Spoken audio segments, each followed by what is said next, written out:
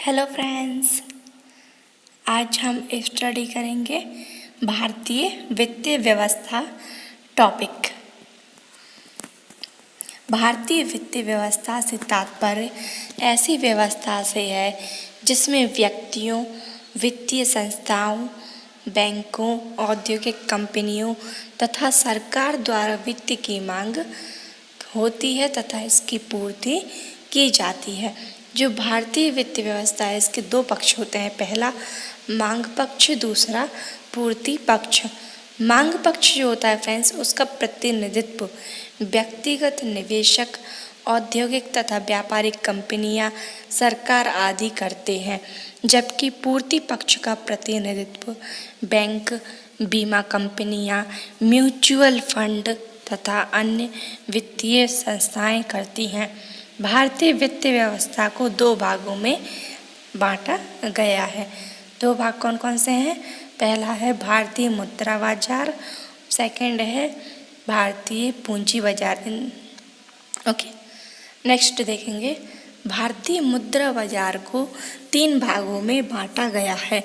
असंगठित क्षेत्र, संगठित क्षेत्र में बैंकिंग क्षेत्र तथा मुद्रा बाजार का उप बाजार। असंगठित क्षेत्र के अंतर्गत देसी बैंकर, साहूकार और महाजन आदि परंपरागत स्रोत आते हैं। ग्रामीण तथा कृषि शाखा में अब भी इसकी महती भूमिका होती है। जो संगठित क्षेत्र होता है, संगठित क्षेत्र में भारतीय रिजर्व बैंक शीर्ष स्थान पर है तथा इसके अतिरिक्त सार्वजनिक क्षेत्र के बैंक, निजी क्षेत्र के बैंक, विदेशी बैंक तथा अन्य वित्तीय संस्थाएं आती हैं। भारतीय रिजर्व बैंक जो है वो देश में मौद्रिक गतिविधियों के नियमन का नियंत्रण करता है।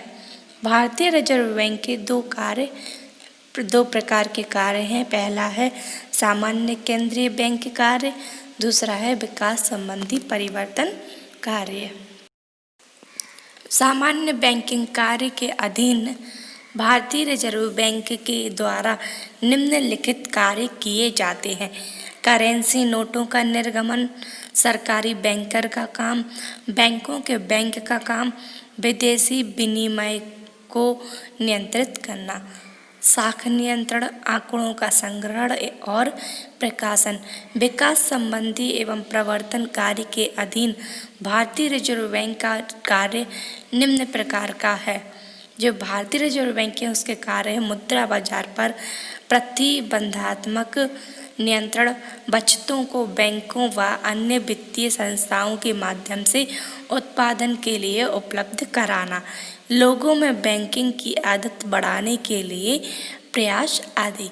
बैंकिंग की आदत बढ़ाने के उद्देश्य से ही फ्रेंड्स सन 1964 ईस्वी में भारतीय यूनिट ट्रस्ट (UTI) की स्थापना की गई। संस्थागत कृषि साख की सुविधाओं की व्यवस्था और विस्तार रिजर्व बैंक की एक महत्वपूर्ण जिम्मेदारी है तथा इसी उद्देश्य के तहत सन 1963 ईस्वी में कृषि पुनर्वित्त एवं विकास निगम की स्थापना की गई। फ्रेंड्स, इसे आप अंडरलाइन कर लेना, जिसको आपको याद रहे कि कृषि पुनर्वित्त एवं विकास निगम की स्थापना जो थी वो 1963 में की गई। भारतीय रिजर्व बैंक के द्वारा साख पर नियंत्रण नए तरीकों से किया जाता है। बैंक की नीति द्वारा, खुले बाजार की क्रियाओं द्वारा, बैंकों की नकद कोष संबंधी आवश्यकताओं में परिवर्तन करके, तरलता संबंधी वैधानिक आवश्यकताओं को पूरा करके, विभेदक अभ्यास दरों की प्रणाली अपनाकर, चयनात्मक साख नियंत्रण नीति से तथा नैतिक प्रभाव की नीति द्वारा। फ्रेंड्स, नोट देखेंगे, बैंकों के ग्राहकों की शिकायतों का निदान करने के लिए बैंकिंग लोकपाल योजना भारत में रिजर्व बैंक ने 14 जून 1995 ईस्वी से लागू किया था। बैंकिंग लोकपाल योजना कब लागू हुई थी? 14 जून 1995।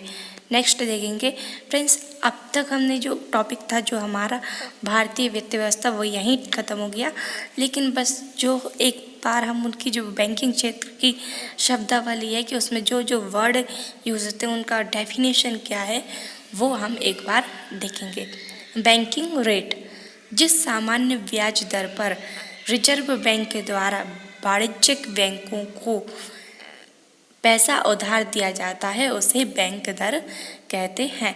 इसके माध्यम से फ्रेंड्स जो है वो रिजर्व बैंक के द्वारा साख नियंत्रण एवं क्रेडिट कंट्रोल किया जाता है। रेपो दर, अल्पकालिक आवश्यकताओं की पूर्ति हेतु जिस ब्याज दर पर कमर्शियल बैंक रिजर्व बैंक से नकदी ऋण प्राप्त करते हैं उसे रेपो दर कहते हैं। रिवर्स रेपो दर, अल्पकालिक अवधि के लिए रिजर्व बैंक द्वारा कमर्शियल बैंकों से जिस ब्याज दर पर नकदी प्राप्त की जाती है उसे रिवर्स रेपो दर कहलाती है।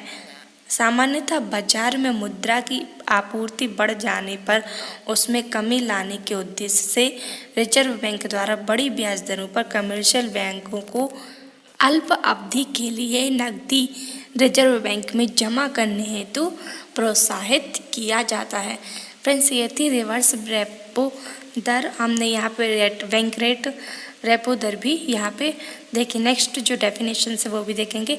बचत बैंक दर, बैंक के ग्राहकों की छोटी छोटी बचतों पर बैंक के द्वारा दी जाने वाली ब्याज दर को बचत बैंक दर कहा जाता है।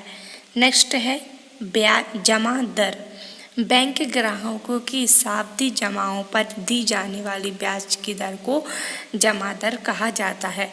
नगद आरक्षित अनुपात, किसी वाणिज्यिक बैंक में कुल जमा राशि का वह प्रतिशत भाग जिसे रिजर्व बैंक के पास अनिवार्य रूप से जमा करना पड़ता है नगद आरक्षित अनुपात कहा जाता है, जिसकी दर जितनी ऊंची होती है बैंकों की साख सर्जन क्षमता उतनी ही कम होती है।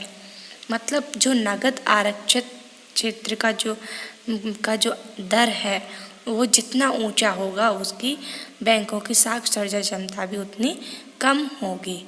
नेक्स्ट है वैधानिक तरलता अनुपात, किसी भी वाणिज्यिक बैंक में कुल जमा राशि का वह प्रतिशत भाग जो नकद स्वर्ण व विदेशी मुद्रा के रूप में उसे अपने पास अनिवार्य रूप से रखना पड़ता है वैधानिक तरलता अनुपात कहलाता है। बैंकों को वित्तीय संकट का सामना करने हेतु रिजर्व बैंक के द्वारा जो है वैधानिक तरलता अनुपात जैसी व्यवस्था की गई है। नेक्स्ट देखेंगे प्राइम लैंडिंग रेट, किसी भी बैंक के लिए प्राइम लैंडिंग रेट वाले ब्याज दर है जिस पर बैंक उस ग्राहक को जिसके संबंध में जोखिम शून्य है को ऋण देने को तैयार है। यह दर एक तरह से आधार दर के रूप में कार्य करती है, जिसको ध्यान में रखकर अन्य उद्यमियों के संबंध में बैंक अपनी ब्याज दर जो है वो निर्धारित करती है। आधार दर प्रणाली, भारतीय रिजर्व बैंक ने प्राइम लैंडिंग रेट आधारित उधार देय प्रणाली के स्थान पर जुलाई 2010 में आधार दर प्रणाली लागू किया। इसकी गणना लागत आधारित सूत्र से की जाएगी, वह प्राइम लैंडिंग रेट से जो है कम होगा। कोई भी बैंक इससे नीचे दर पर किसी को उधार नहीं दे पाएगा। ये आधार दर प्रणाली में दिया गया है। ओके फ्रेंड्स, तो आज का हमारा ये टॉपिक यहीं ख़त्म होता है। So friends, thank you watching my this video and please comment करके बताइए कि आपको हमारे वीडियो कैसे लगते हैं, आपको हमारे द्वारा बताए गए टॉपिक आपको समझ आते हैं या नहीं। फ्रेंड्स, अभी हमने जितनी वीडियो बनाए आपने एक बार भी कमेंट नहीं किया, प्लीज़ आप कमेंट कीजिए जिससे मुझे भी पता चले कि आपको हमारे द्वारा समझाए गए वीडियोस में जो टॉपिक है वो पसंद आते हैं या नहीं।